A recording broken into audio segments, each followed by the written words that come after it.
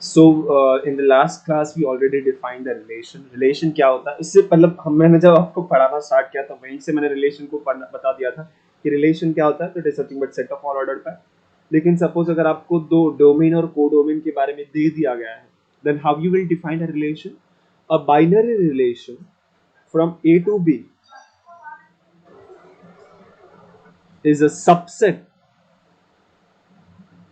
Of A cross B. ठीक है, हम लोग ने लास्ट क्लास में देखा था. उसके बाद हम लोग ने ये भी बोला था कि अगर सपोज आपको दो सेट नहीं दिया, बोला कि सिर्फ a relation on set A define करो, then it is what, then it is nothing but subset, और we can say it is a relation from A to A, और I can say subset of A cross A.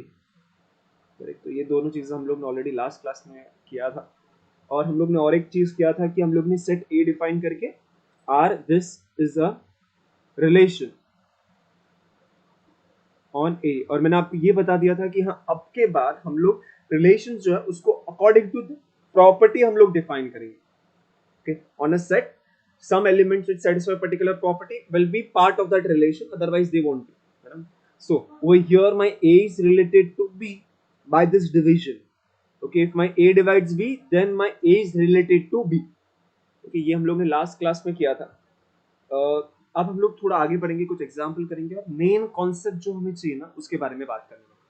If you have any doubt difficulty please unmute yourself and let me know, otherwise मुझे बार-बार बाहर आना पड़ेगा. Let me just do that once. Okay, let me just check if there are enough students most spoken in the comment section. Okay, so now over here my R1, मैंने एक दूसरा example लिया. R1 is a relation on A where the relation is nothing but A less than or equal to B. My A is related to B if and only if my A is less than equal to B. Correct. So based on this, there are how many elements inside this set R1? कोई मुझे बता सकता है क्या? Just count the number of elements inside this set R1 and let me know in the chat box, because I just want to know कि आप लोग सही से समझ रहे हो कि नहीं relation को. Right? Just count the number of elements in that inside this set. Okay, I can just show you here. Yes. Just R1 के लिए I just want you guys to count the number of elements. You know what the A is? A के अंदर 8 element है, -4 से लेके 4 तक, 0 included नहीं है. Okay. So just let me know कि how many elements are there inside this relation R1. I can list few elements, that is nothing but -4, -3 हो सकता है because ये condition satisfy कर रहा है. फिर -4, -2 भी हो सकता है, -4, -4 भी हो सकता है because less than equal to वाला केस है. Correct. उस तरीके से कितने एलिमेंट्स हो गए, फिर यहाँ पे कितने हो गए, और बहुत सारे एलिमेंट्स हो गए. But I just want you guys to count the number of elements.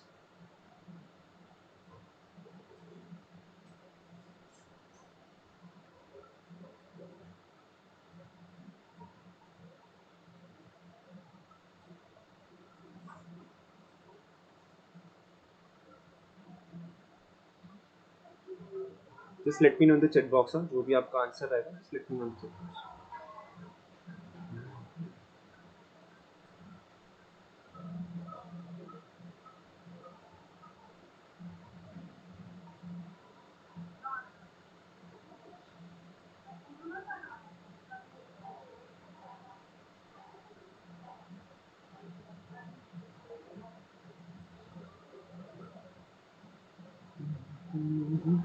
So the new member जिन्होंने ज्वाइन किया उनको क्वेश्चन ये है कि I just want you guys to count the number of element inside the set R1.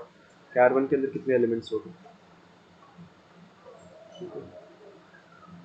बस इसी के लिए काउंट करेंगे, हर किसी के लिए नहीं करेंगे. Because I just want you guys to think about the how many elements could be there.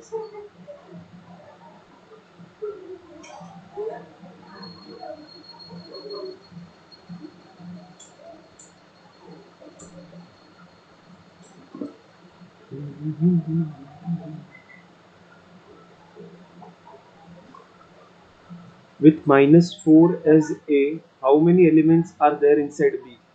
So यहाँ पे हो गए 8 एलिमेंट. अगर मैंने यहाँ पे -3 ले लिया तो for the second how many choices I have 7 choices. Then अगर मैंने -2 किया तो उसके साथ 6 चॉइसेस हो गए मेरे पास, है ना. तो उस हिसाब से सोचोगे तो आई थिंक आंसर इजी आ जाएगा. 8 7 6 5 6 5 4 3 2 1. है ना? तो you just have to add this numbers. वो use some combination, permutation combination पढ़ा होगा ना? Just use that to count करना है. Yes, anyone? Final answer क्या होगा? कितने elements हो गए R1 के अंदर? कोई नहीं बोल रहा है.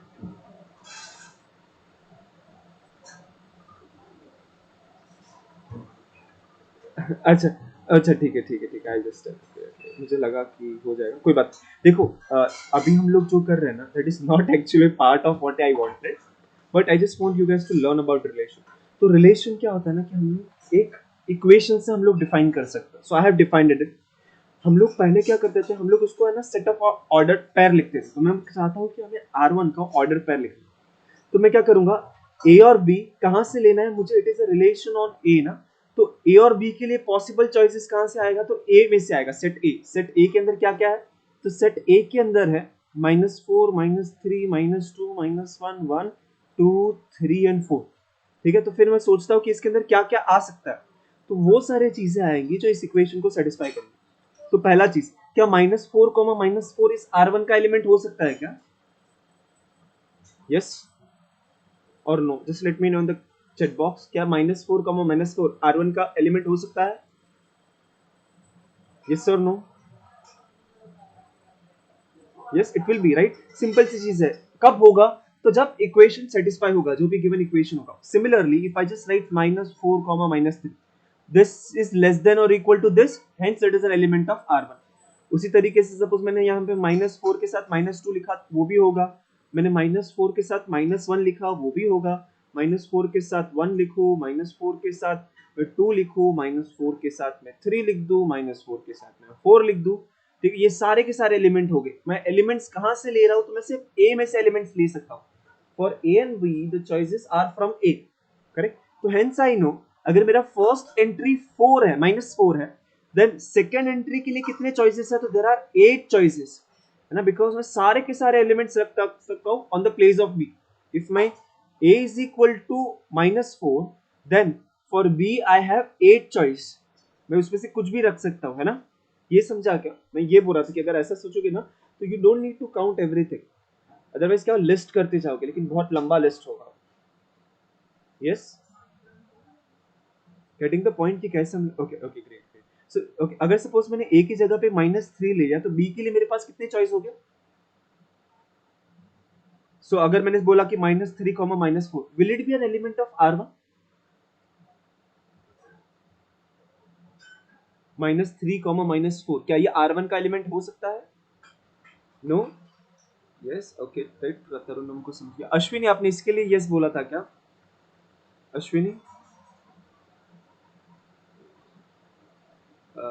seven. अच्छा, 7 choice. Okay, correct. So you got the point. 7 choices. So this will not be an element of this since वो condition satisfy नहीं कर रहा. तो similarly अगर suppose मैंने A की जगह पे -2 ले लिया, तो मेरे B के लिए कितने choice हो गए, तो 6 choices हो गए. तो इस तरीके से 8 choice मिलेगा, फिर 7, फिर 6, फिर 5 + 4 3 2 1. इसको ऐड करोगे तो you will find out total number of elements, है ना. फर्स्ट में 8 7 6 5 4 3 2 1, उनको ऐड करो, you will get total number of elements. So what is addition of all this?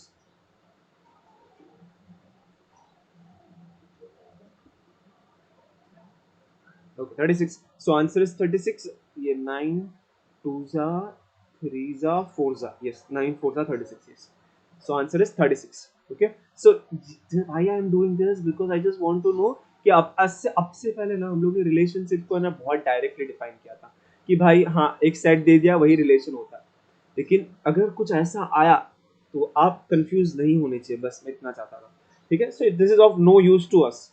ये हमें सिर्फ रिलेशन के लिए क्या जरूरी है, तो उसका ये definition is enough for us. We don't need all this. But I just wanted to confirm कि आप समझ गए. Okay, let me just rub this. Similarly, my R2 is also relation on my A.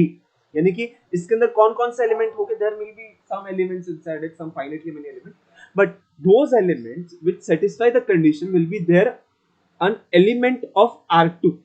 ना, जैसे कि यहाँ पे जिसने भी satisfy किया वो R1 में था, जिसने नहीं किया वो R1 में नहीं था. Similarly will be the case for R2. अभी तक हमारा मेन टॉपिक स्टार्ट नहीं हुआ है. I am just defining relation की कुछ example. So I just want to know कि ये R3 के अंदर कितने एलिमेंट्स होंगे, because this is an important example. You guys have to think about कि R3 के अंदर कितने एलिमेंट्स हो सकते हैं। Use some logic. Yes, R3 के अंदर कितने एलिमेंट्स होने चाहिए। R3 is the set defined by this, and A और B के लिए चॉइस कहां से आएंगे, तो कैपिटल A में से लेना है आपको। ओके, सो कितने एलिमेंट्स हो सकते हैं R3 के अंदर, this is one of the important example for us. Oh Baba 64, और बाबा 64 क्यों Prabhat Das ji. Suppose if I consider 4, suppose मैं -4 ले रहा हूं A की जगह पे, तो B की जगह पे आया ओनली 2 चॉइसेस। क्या ले सकता हूँ, B की जगह पे आई कैन कंसीडर -4 ले सकता हूँ, या फिर मैं B की जगह पे 4 भी ले सकता हूँ, because this condition will satisfy if I consider this, है ना। Oh yes, okay. So Mahak, you also got your mistake. 4 नहीं होगा, थोड़े ज्यादा हो गए, है ना महक। अगर सपोज मैंने यहाँ पे -3 ले लिया, तो I can take -3 over here, और I can take 3 over there, है ना। तो इस हिसाब से अगर सपोज मैंने -2 ले लिया, तो -2 हो सकता है, और -2 के साथ 2 हो सकता है, -1 के साथ -1 हो सकता है, -1 के साथ 1 भी हो सकता है। Now we'll go for 1. 1 के साथ I can take 1, और 1 के साथ I can take -1 also. These two are distinct element because order फर्क होता है ना, तो these two are not same, है ना। तो उस हिसाब से और कितने एलिमेंट्स हो गए, तो ये 2 के साथ, यहाँ पे 2 के साथ 2, 2 के साथ -2, 3 के साथ 3, 3 के साथ -3, 4 के साथ 4, एंड 4 के साथ -4। ठीक है, तो थोड़ा ध्यान रखो। ठीक है, मैं यही चाहता हूँ तो कि आप मिस्टेक करो तो मैं आपको एक्सप्लेन कर सकूं, लेकिन इस चीज का ध्यान रखो कि एग्जाम के टाइम पे मिस्टेक मत करना। ठीक है, so how many elements are there, 2 + 2 4, 6, 8, 10, 12, 14 and 16, total 16 elements are there inside this R3. This 16 element are just determined by this equation। बस एक छोटा सा इक्वेशन लिखने के बाद हम लोग ये 16 एलिमेंट लिख चुके हैं, है ना। So this is the way we define a relation. Relation हमारा कैसे होगा, तो हम लोग अब कुछ एक डेफिनेशन देंगे, वो डेफिनेशन जो भी सेटिस्फाई करेगा, those will be the part of that relation। ठीक है, we are not interested in listing those element, it is just to clear our concept। ठीक है, थोड़ा आगे बढ़ सकते हैं अब। now we'll come to the main part। okay, so now we learn relation क्या होता है। relation यानी कि एक सेट होता है, डिफाइन कैसे करते हैं, तो we define it like a equation, कुछ तो सेटिस्फाई करने वाले सारे ordered pair will be the part of that relation। okay, now we come to an important part, this thing you guys have already learned when you were in a school, और also जब आप college में आ चुके थे ना, तभी भी आपने पढ़ा था, डिग्री कॉलेज के अंदर नहीं, जूनियर कॉलेज के अंदर, है ना? जब स्कूल में थे तब आपको एक कॉन्सेप्ट सिखाया जाता था कि टू ट्राइंगल्स आर इक्विवेलेंट, है ना। ये सुना था ना कि two triangles are equivalent if it satisfy some conditions, है ना। इक्विवेलेंट ट्राइंगल वर्ड पता है ना, यस और नो। ओके, सो इक्विवेलेंट ट्राइंगल का जो कॉन्सेप्ट है ना, हम लोग उसी को जनरलाइज करने वाला है, या फिर I can say the one thing that you have learn is nothing but a simple example of what we are going to learn now in general sense. So equivalent triangle नाम भी वहीं से आ रहा है जहां से हम लोग पढ़ रहे हैं। Okay, so before learning to equivalence we need few definitions, so we'll learn about some definition। okay, so let me just start the pen। A relation, we will define a relation to be something, a relation R on a set A is called reflexive relation if my A comma A is an element of R for all A inside my set A। इसका मतलब क्या, that is my A is related to A for all A inside R। तो कोई भी अगर relation दे दिया है, उस रिलेशन को आप रिफ्लेक्सिव कब कह सकते हो, if every element is related to itself. ऐसा जरूरी नहीं है कि और किसी को रिलेट नहीं कर सकते, लेकिन वो खुद को तो करना चाहिए। ठीक है, so every element of that set should be related to itself. So once we learn the definition will go for the example. हम लोग ने जो 4 एग्जांपल किए ना, उसके एक बार चेक करेगी कि उनमें से कौन कौन से रिफ्लेक्सिव है। ठीक है, so if I consider this R वाला एग्जांपल, क्या ये एक रिफ्लेक्सिव रिलेशन हो सकता है क्या, मतलब कि अगर मैंने इसमें से कोई भी एक एलिमेंट उठाया, will it be a element of R, yes sir no. हर एक एलिमेंट खुद के साथ रिलेट करता है क्या in this case. Don't go for finding out all those element, जैसे ये रिलेशन जो दिया हुआ ना उसको यूज करो. अगर sir can I write my A is an element of A comma A is an element of R for any R for any A inside A. अभी देखो ना ये कब होता है. When this will happen if my A divides A. क्या ये चीज ट्रू है क्या?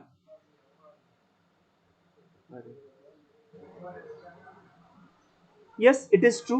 Why? Because we have learn कि हाँ एवरी एलिमेंट डिवाइड इटसेल्फ. ऊपर से और एक चीज का ध्यान दोगे कि यहाँ पे मेरे सेट के अंदर जीरो नहीं है ना. अगर सपोज सेट के अंदर जीरो होता ना तो मैं अटक जाता कि भाई जीरो डिवाइड बाय जीरो क्या होता है हमें नहीं पता. That is not defined, right? So that means कि this in this relation my A comma A is always inside R. हम लोग ने क्या किया, इसके अंदर हर एक एलिमेंट को फाइंड आउट करने नहीं गया आर के अंदर, सीधा सीधा उसका जो डेफिनेशन था उसको देखा, फिर सोचा कि हाँ ए कॉमा ए होना चाहिए कि नहीं होना चाहिए. ठीक है. So I will just write this thing in a detail format. तो मैं लिखूंगा, आई जस्ट राइट कि this R is a reflexive relation since my A divides A for all A inside A, therefore my A comma A is an element of R. For all A inside A लिखा हुआ, so for all A inside A. Hence this relation will be called as a reflexive relation. ठीक है. अभी देखो क्या करना, जितना ज्यादा एग्जाम्पल करेंगे ना उतना ज्यादा कॉन्सेप्ट क्लियर होने वाला है. ठीक है. अब सपोज मैंने आपको बोला ये R1, क्या ये R1 एक रिफ्लेक्सिव रिलेशन हो सकता है क्या? Late me know in the chat box. ये R1 जो है क्या ये रिफ्लेक्सिव रिलेशन हो सकता है? सोचना होगा. क्या सोचना है कि A कॉमा A क्या इसके अंदर हो सकता है? A कॉमा A कब होगा? If it satisfy that equation. Yes और नो?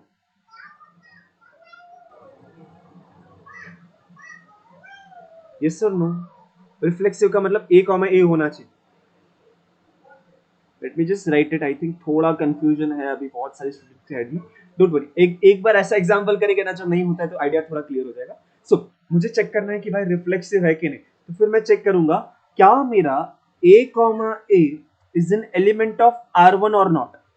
अगर ये होगा तो उसको मैं रिफ्लेक्सिव कह दूंगा, अगर नहीं होगा तो मैं नहीं कहूंगा. And this should be true for every element A inside that set A. हाँ ओके. सो ये R1 के अंदर कब होगा? If it satisfy this condition. Condition A की जगह पे तो है, बी की जगह पर भी ए है, यानी कि a should be less than और इक्वल टू ए. क्या ये चीज ट्रू है क्या? My A is less than और equal to a. Yes it is. उसका मतलब सिंस दिस इज ट्रू, अगर ये ट्रू है तो ये भी ट्रू होगा. Hence my a comma a is an element of R1 for all a inside A. Because अगर मैंने a के अंदर का कोई भी एलिमेंट लिया मुझे कुछ प्रॉब्लम नहीं हो रहा है ना. Hence I'll just write this thing again in detail. कैसे चेक किया? तो मैं सोचता हूँ कि क्या कंडीशन है और वो कंडीशन कब सेटिस्फाई होगा. So I'll just write my R1 is a reflexive relation since my a is less than equal to a for all a inside A. Therefore my R1 therefore my a comma a is an element of R1 for all a inside A. देखो अब और एक example करते हैं ना जहां पे वो नहीं होगा तो कॉन्सेप्ट क्लियर होगा. ठीक है. ये R1 क्या ये R2 R2 जो है क्या ये एक रिफ्लेक्सिव रिलेशन हो सकता है? अगर नहीं होगा तो we are suppose to give an example. Correct. Yes. क्या ये एक R2 जो है क्या ये एक रिफ्लेक्सिव रिलेशन हो सकता है? No. Why it is not? Because suppose अगर मैंने ले लिया 2 इनसाइड A, देन क्या ये मेरा 2,2 R2 का एलिमेंट है? ये 2,2 जब चीजें होती है ना तब we need to show it क्या हो रहा है. जब नहीं हो रहा है then we suppose to give a counter example. Then my 2,2 is not an element of R2 implies R2 is not reflexive. ठीक है. I am asking everyone. देखो और एक एग्जांपल है, अगर नहीं समझ तो प्लीज पूछो, then I will repeat it again. है ना. Okay. Now let me know this one R3 क्या ये एक रिफ्लेक्सिव रिलेशन हो सकता है? Yes. Other than Prabhat Das किसी को समझ नहीं रहा है. आई एम जस्ट थिंकिंग कि मुझे थोड़ा डाउट हो रहा है कि if there is any doubt, repeat that R2. Okay हाँ बोलो ना यार. ओके ठीक है. सो R2 वाला part. So I know any relation will be reflexive relation if my A comma A is an element of R2 for all A inside RA my set A. So मुझे ये check करना होता है कि A comma A उसके अंदर होना चाहिए. अगर सपोज मुझे प्रूव करना होता है, वेरी गुड थैंक यू जी. सो अगर मुझे प्रूव करना होता है कि कोई एक चीज रिफ्लेक्सिव है, then I should prove this for every element. लेकिन अगर मुझे प्रूव करना है कि it is not reflexing, then I am suppose to give a counter example. Suppose अगर आपने यहाँ पे 2 की जगह पे 1 लिया होता, चलो, because 1 is also an element of A, my 1 is an element of A, such that मेरा 1,1 जो है, ये मेरा 1,1 क्या मेरा R2 के अंदर हो सकता है तरुणम? 1,1 can it be N element of R2? If my 1,1 is an element of R2, then it should satisfy that equation. क्या वो equation satisfy हो रहा है? I'm waiting for a reply, तरुणम. Is it true whatever I wrote over here? No sir. Okay, so that means my 1,1 is not an element of R2. लेकिन reflexive होने के लिए क्या होना चाहिए? For reflexive you should prove it is true for every. अगर मुझे prove करना it is not reflexive, that means I should prove there exist at least one which does not satisfy that condition. है ना? आपको ये पता है ना कि अगर if I want to prove for all, I should prove it for every element. लेकिन if I want to disprove for all वाला condition, then I should show that there exist at least one element which does not satisfy that condition. तो मैंने वही किया यहाँ पे. मैंने क्या किया? मैंने सिर्फ एक एलिमेंट उठा के बता दिया कि ये लो, ये एक ऐसा एलिमेंट है जो R2 के अंदर नहीं है, इसीलिए ये रिफ्लेक्सिव नहीं हो सकता है. बिकॉज रिफ्लेक्सिव होने के लिए it should be true for everything, but it is not satisfying for this. Hence अगर आप देखोगे ना, अगर मैंने कोई भी एलिमेंट ले लेता था ना सेम वाला, सपोज अगर मैंने 2,2 ले लिया, 3,3 ले लिया, 4,4 ले लिया, अगर मैंने कोई भी आइडेंटिकल यानी A, लेना for any A, it won't be N element of R2. लेकिन मैं सिर्फ एक ही केस के लिए क्यों जा रहा हूं? Because giving a single counter example is enough to prove it is not reflexive. Getting the concept? Giving a single counter example is enough to prove it is not reflexive. ठीक है, एक बार R1 को भी repeat करते ना तो concept और clear हो जाएगा. ठीक है, okay. So for reflexive, Astha ji, reflexive का मतलब मुझे सिर्फ ये बताना था कि A, A होना चाहिए. देखो अगर सपोज मैं ना आपको ये तरीका नहीं बताता, फिर मैं आपको क्या बोलता पता है? मैं आपको बोलता कि R1 के अंदर जितने भी एलिमेंट है सब लिख दो. ठीक है, तो फिर आप क्या करते हो? वो पूरा पूरा लिस्ट लिखते हैं. कितने एलिमेंट थे? I think 36 element. फिर मैं आपको बोलता कि चेक करो कि अगर मैं ए में से कोई भी एलिमेंट उठाता हूं तो उसका पैर होना चाहिए. जैसे कि अगर मैंने ए में से -4 उठाया तो -4, -4 क्या उसके अंदर होगा? आप बोलोगे हाँ है. फिर मैं बोलता -3, तो -3, क्या उसके अंदर है? आप बोलोगे है. फिर -2, -2 है, -1, -1 है, 1, 1 है, 2, 2 है, 3, 3 है, 4, 4 है ना? तो क्या करना होता है? लिस्ट करना होता है, फिर चेक करने का कि क्या हर एक आइडेंटिकल पेयर है कि नहीं. उससे बेटर होता है कि हम लोग चेक करते हैं by just given this condition. है ना? रिफ्लेक्सिव का मतलब क्या होता है कि I need to show that this is true for all a inside my set capital a. I need to show this. अब ए मेरे R1 के अंदर कब होगा? If it satisfy that condition. Condition क्या है कि A को इस सेट के अंदर R1 के अंदर होने के लिए, उसके लिए कंडीशन होगा कि मेरा A should be less than और इक्वल टू A. ये जो कंडीशन है यहाँ पे A की जगह पे तो A है, B की जगह पर भी A है ना, इसलिए I replace this B by this A. Now the question is Astha, is it true my A is less than equal to A? Is it true? Every element is less than or equal to itself? Yes sir, no Astha ji? No, every element is not less than or equal to itself. If I tell you 2 is less than or equal to 2, तो ये true नहीं होगा ये condition Aastha?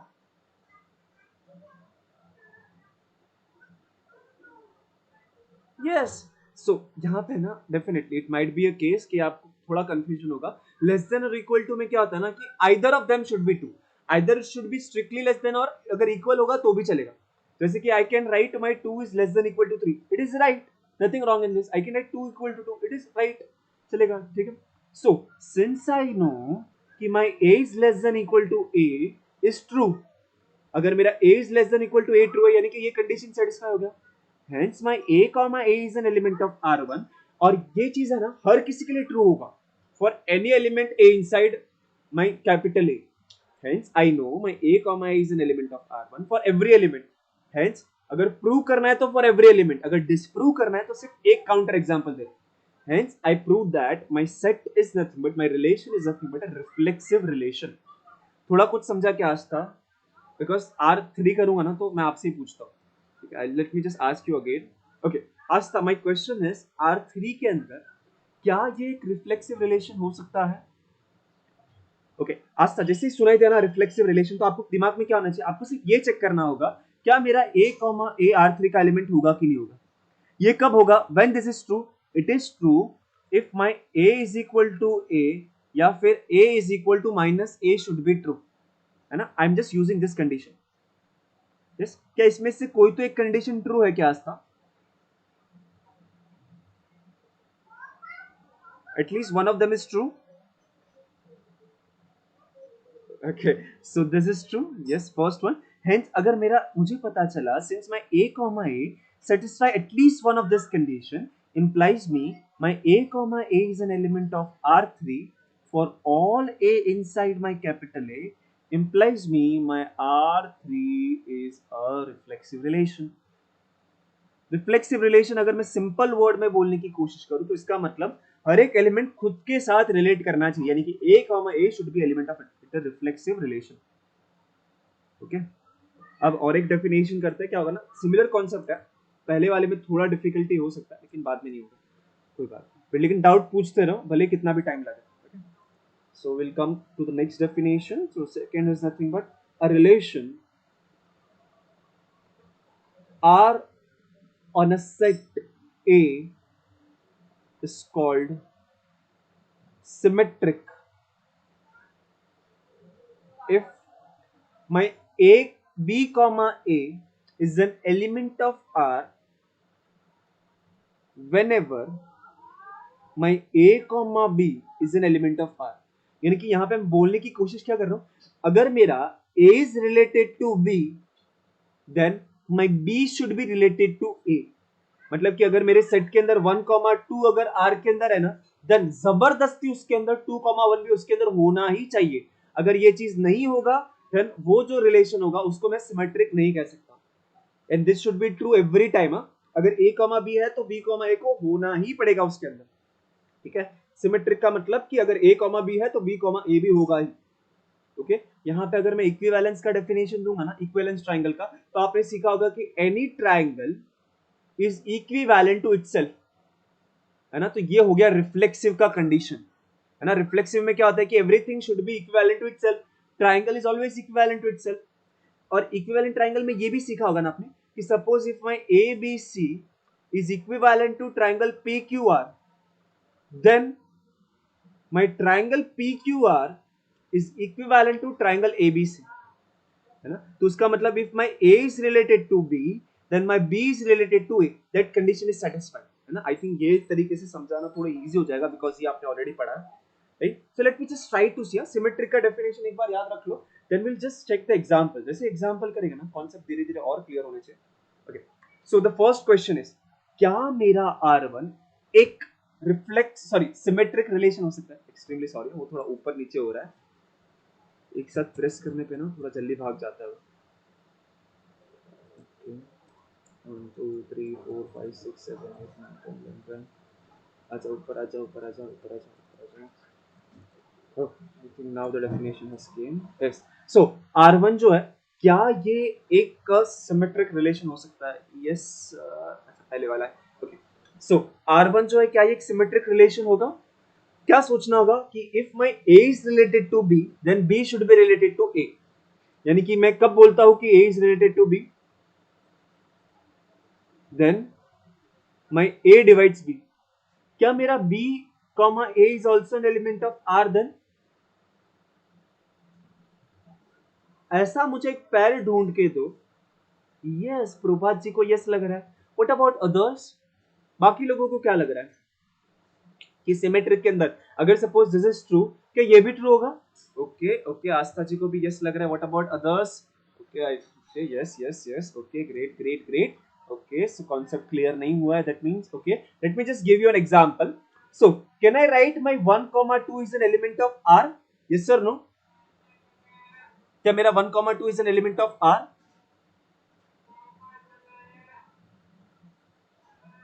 Yes or no? क्या 1 comma 2 R के अंदर होगा? 1 comma 2 R के अंदर कब हो सकता है? If my 1 divides 2, है ना?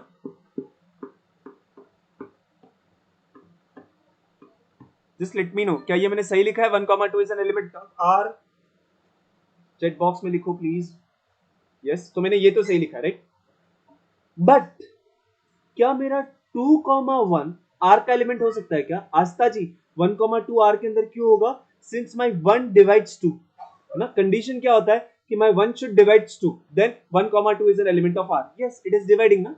1 तो हर किसी को डिवाइड करता है. Yes, Aastha ji.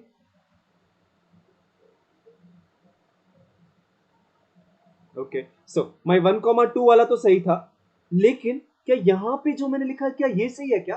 2,1 is an element of R. ये तो सही नहीं है. यानी कि 2,1 आर के अंदर नहीं हो सकता. क्यों नहीं हो सकता? बिकॉज मैं 1 को डिवाइड नहीं कर रहा. क्या अब आप मुझे बोलोगे कि ये सिमेट्रिक है? क्या आप बोलोगे आर सिमेट्रिक है? नहीं है ना. समझा? सिमेट्रिक में क्या होता है कि अगर ए 1 ए बी है तो 2 बी ए भी होना चाहिए. तो therefore this is not an element of this, therefore R is not symmetric.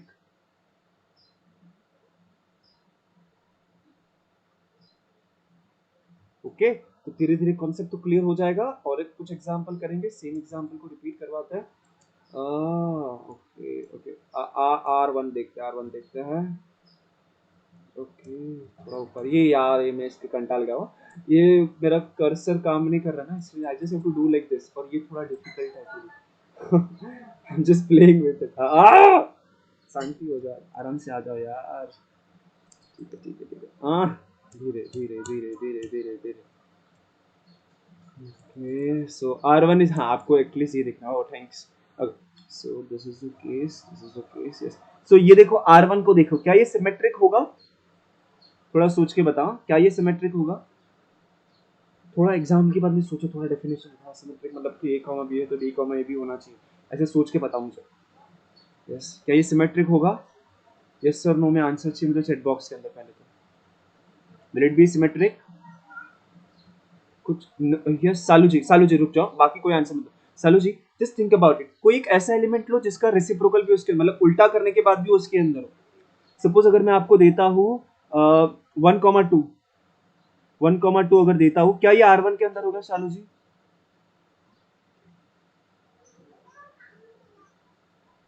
वापस से सेम एग्जाम्पल. नहीं, ये नहीं होगा क्या 1,2? क्या ये कंडीशन सेटिस्फाई नहीं कर रहा है Salu? My 1 is less than equal to 2 satisfy तो कर रहा है ना? My 1 is less than equal to 2 satisfy तो कर रहा है कंडीशन चालू, है ना? सिर्फ इक्वल होना जरूरी नहीं है, right? Yes, so it is. But क्या मेरा 2,1 होगा क्या शालू इसके अंदर? क्या 2,1 मेरे R1 के अंदर होगा? It won't be. तो क्या आप मुझे अभी भी इसको रिफ्लेक्सिव कह सकते हो शालू जी?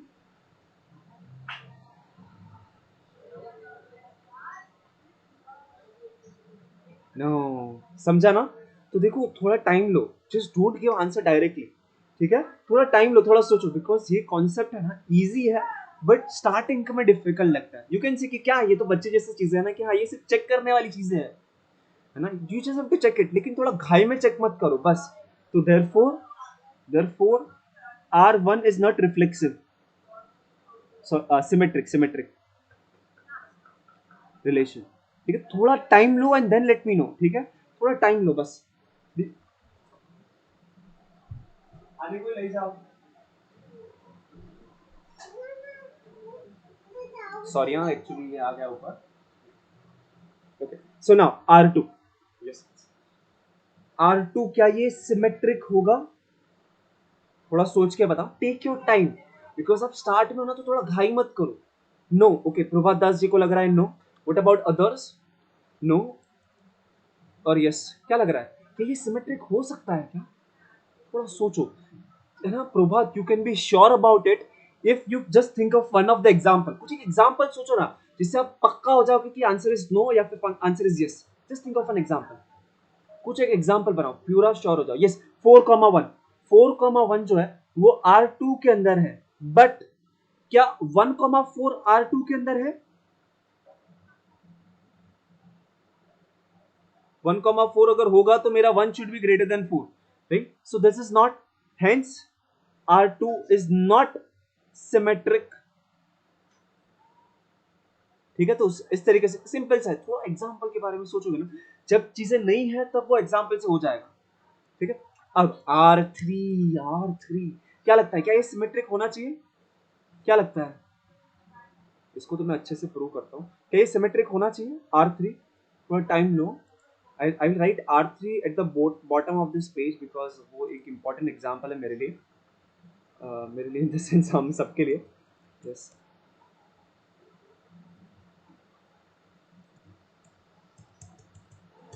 यार what I can do is मैं दूसरे पेज पे चले जाता हूँ, परेशान होगा अगर। okay, so my R3 is nothing but A comma B where my A is equal to B और my A is equal to minus B। ठीक है, तो अभी अभी थोड़े टाइम पहले है ना हम लोग ने इसके सारे एलिमेंट लिस्ट किए, तो वहां से भी आप सोच सकते हो क्या ये R3 एक सिमेट्रिक रिलेशन हो सकता है? So what I'll do now in this case, I will prove for all of you. So what I'll do, if my, okay, not for all, no, not for all, मतलब कि हर किसी के लिए satisfy नहीं, नहीं, ये फॉर ऑल कंडीशन नहीं है Prabhat Das ji, it is not for all condition. यानी कि अगर A कॉमा B होगा तो ही B कॉमा A होना चाहिए, that is the condition.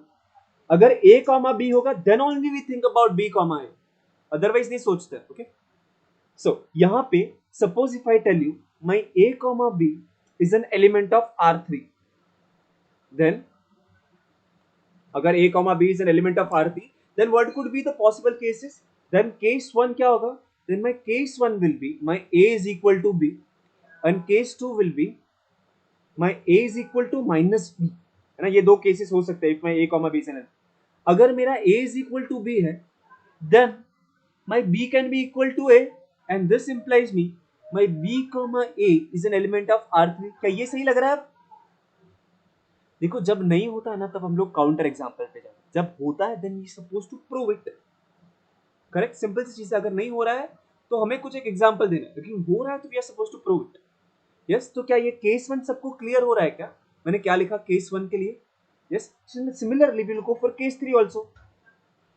Case 3 के अंदर I have my, sorry, case 2 I just write over here because space चाहिए फिर। केस 2 माय a is equal to minus b हो सकता है, this implies me my b is equal to minus a and this implies me my b comma a is an element of R3, yes or no?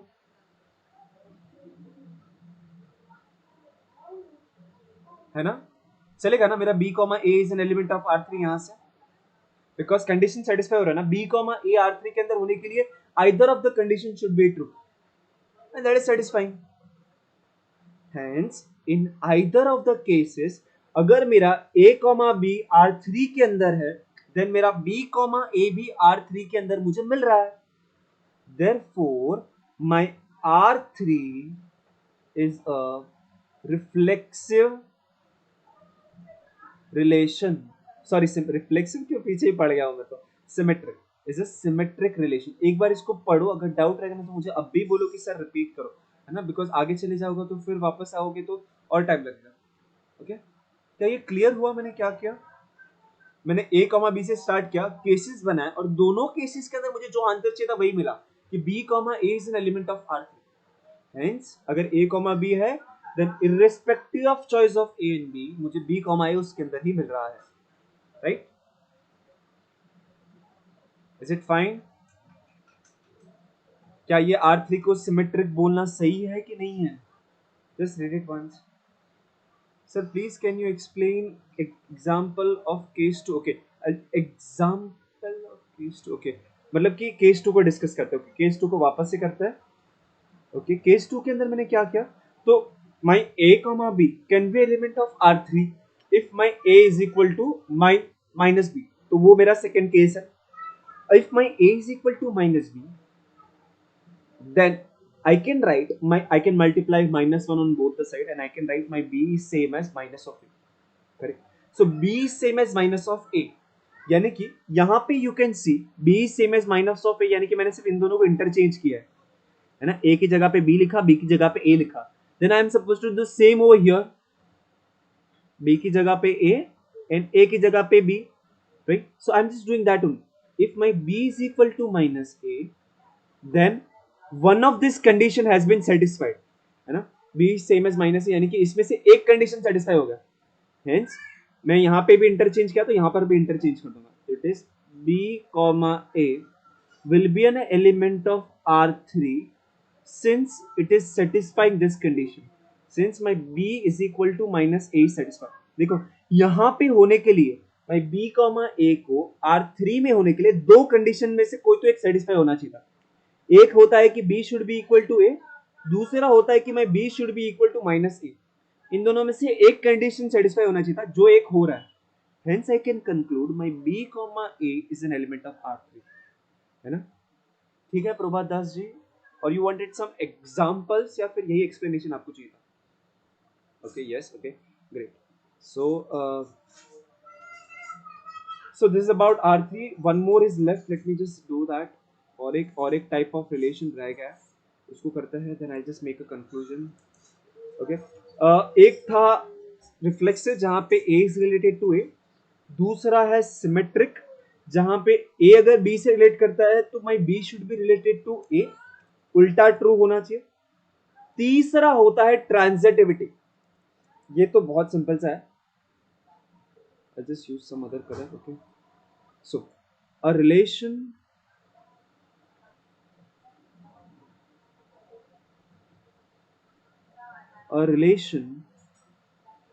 R on set A is called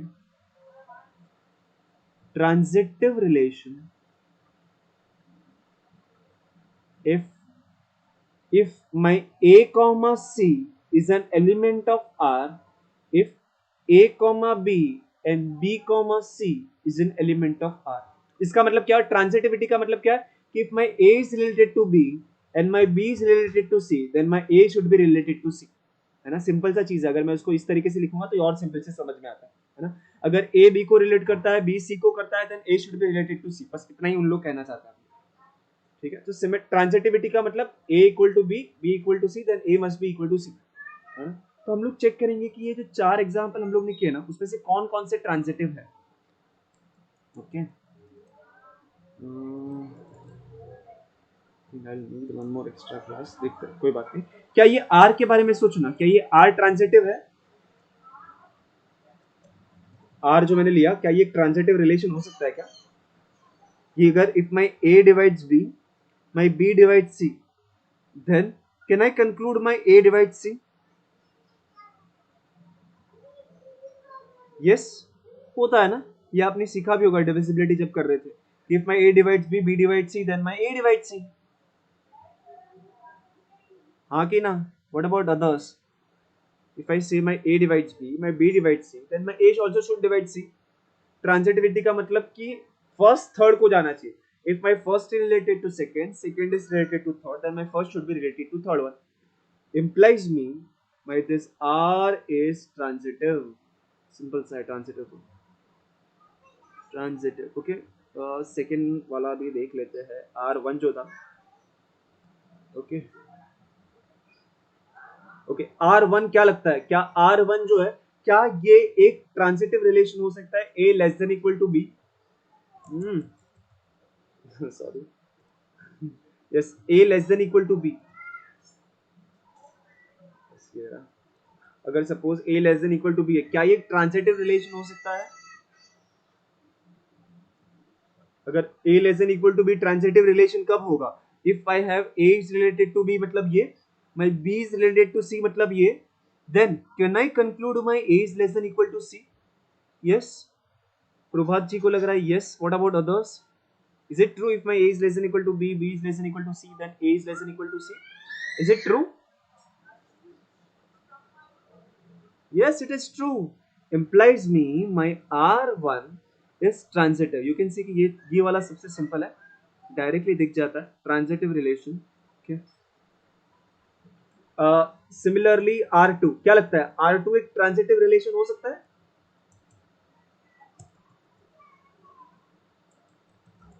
R2 greater than का sign है, strictly greater than. मतलब कि if my A is greater than B और मेरा B is greater than C है, then can I conclude my A is greater than C?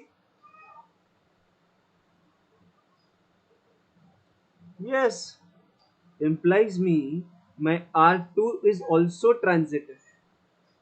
Transitive बहुत ही simple सा property है, इसलिए ऑलमोस्ट हर कोई इसको सेटिस्फाई कर रहा है. ठीक है. सो R2 इज ट्रांजिटिव. R3 के लिए मैंने न्यू पेज पे लिखना है. ओके. R3 जो है it is an important example. Important क्यों बोल रहा हूँ बार बार, you will get to know once I write it. So now I want to prove.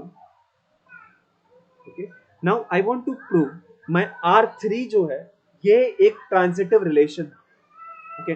So what I know कि if my a comma b, suppose if I write my if a comma b is an element of, दो लेना है, a comma b और b comma c, अगर ये दोनों R3 के अंदर है, then I am supposed to show that my a comma c is also an element of R3. अब ये जो चीज है वो R3 के अंदर कब होगा? If they are either equal और they are opposite in the side, यानी कि a is equal to minus c, है ना. तो मुझे इस चीज को प्रूव करना होगा.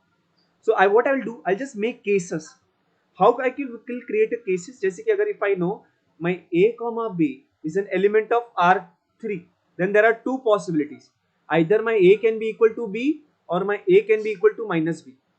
Similarly, if I say my b comma c is an element of R3, then will be again two cases. That is my b is equal to c or my b is equal to minus c. Correct? So based on this, there are four cases. Case 1, this with this, यानी कि a is equal to b and b is equal to c. यहां से तो directly मुझे पता चल गया ना कि मैं a is equal to c. If I just want ना, मैं इसको थोड़ा छोटा कर देता हूं तो I can just see your chat box also. Yes, okay. So मैंने चार केसेस बनाना है, तो मेरा a यहां से तो डायरेक्टली हो जा रहा है कि a is equal to c, implies me my a comma c is an element of R3, है ना. तो फर्स्ट केस क्लियर है क्या? Yes or no? Just let me know in the chat box. Yes. Okay. Similarly मेरे तीन जो cases है ना सिमिलरली बनेंगे, तो अगर मैंने यहाँ पे ये लिया तो अब मैं ये लूंगा. So if my a is equal to b, b is equal to minus c, implies me my a is equal to minus c. अगर a minus c है, still it will be an element of this, right? Because R3 फिर भी ये a comma c R3 के अंदर होगा. If my a is equal to minus 3,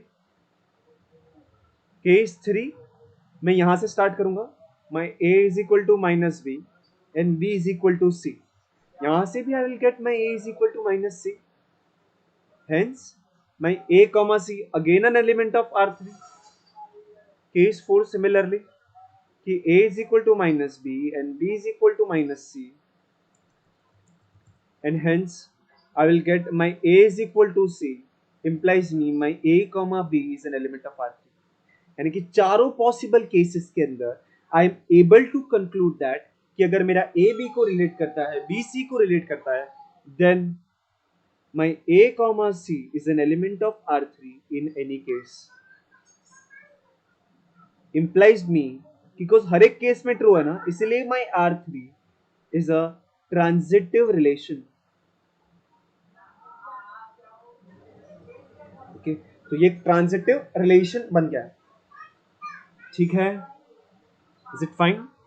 ये cases एक बार देखो. I just give you 1 minute to analyze that thing कि मैंने क्या लिखा है, कैसे लिखा. अगर डाउट है तो बिंदास बोलो. No need to go ahead if you don't understand the concept, है ना. अगर समझता है तो वाई लिखो, अगर नहीं समझता है तो बोलो कि सर हाँ ये केस में कुछ तो प्रॉब्लम हो रहा है, just repeat that. Okay.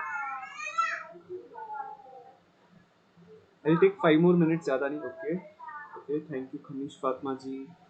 Okay. What about others? Okay, yes. Okay, great.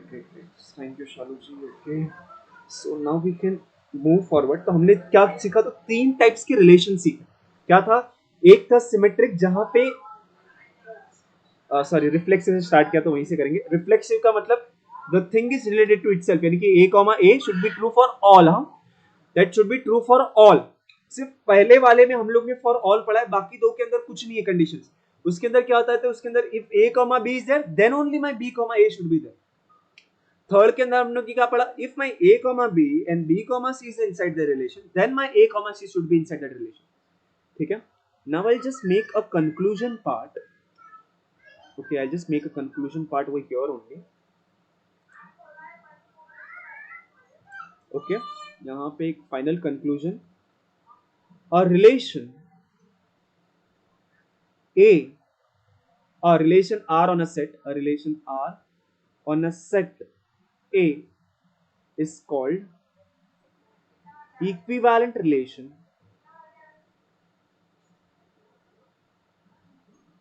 if it is, start किया था हम लोग ने reflexive, symmetric and transitive relation. यानी कि कोई रिलेशन जो तीनों कंडीशन को सेटिस्फाई करता है, वैसे रिलेशन को हम लोग कहते हैं equivalent relation. For an example, हमारा जो R3 जो है वो हर कोई तीनों, यानी कि तीनों जो हम लोग ने रिलेशन के टाइप्स देखे, तीनों को सेटिस्फाई करता है. उसके साथ साथ हमारा जो इक्विवेलेंट ट्राइंगल होता है, इक्विवेलेंट ट्राइंगल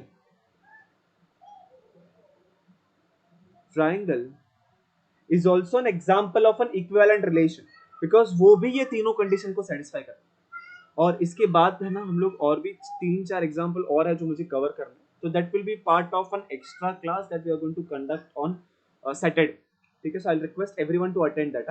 लेकिन अभी के लिए हम लोग ने सिर्फ इक्विवेलेंट रिलेशन का डेफिनेशन किया, जो हम लोग वापस से रिवाइज करेंगे, बट मुझे कंक्लूड करना था क्लास को, इसको मैंने यहाँ पे सिर्फ डेफिनेशन दिया है. तो रिफ्लेक्सिव, सिमेट्रिक, ट्रांजिटिविटी, अगर सब कुछ होता है then it will be called as a equivalent relation. From our example, क्या ये जो R1 हम लोग ने आज किया है, क्या वो एक इक्विवेलेंट रिलेशन हो सकता है क्या? R1, R2, R3 तो है, R1, क्या ये R1 एक इक्विवेलेंट रिलेशन हो सकता है? Yes or no? R1, yes or no? This R1 will be an equivalent relation.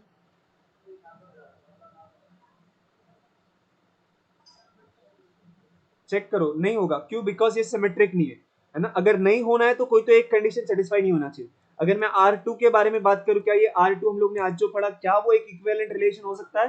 Because it is not reflexive, कोई तो एक कंडीशन सेटिस्फाई नहीं होगा ना, तो हमारा काम हो गया. ये not reflexive, hence it can not be equivalent. R3 हम लोग ने देखा, इट इज इक्विवेलेंट. R के बारे में बात करता है, जहां से हम लोग ने स्टार्ट किया था, A डिवाइड्स B. क्या A divides B is an equivalence relation? Answer is no, since it is not symmetric. ठीक है, नेक्स्ट जो एक्स्ट्रा क्लास होगा उसके अंदर I will be taking more examples, लेकिन still you are suppose to watch that video. हाँ, video के अंदर हम लोग को एक्स्ट्रा पार्ट है बहुत, you are suppose to watch that video. ठीक है, सो